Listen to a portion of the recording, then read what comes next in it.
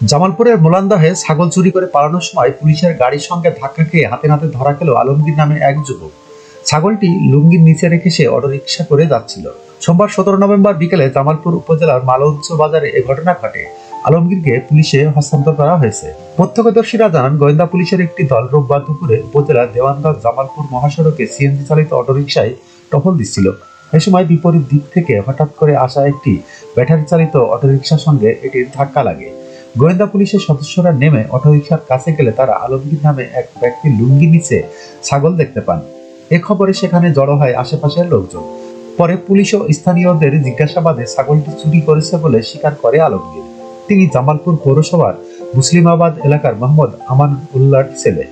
মোলান্দাহ থানার ভারপ্রাপ্ত কর্মকর্তা ওসি মোহাম্মদ মাসুদুজ্জামান জানান, ছাগল নিয়ে পালানোর সময় আলমগীরকে গোয়েন্দা পুলিশ আটক করে। পরে তাকে থানায় হস্তান্তর করা হয়েছে। যখনকার খবর তখনই দেখতে চোখ রাখুন সুন 24 টিভিতে। চ্যানেলটি সাবস্ক্রাইব করুন।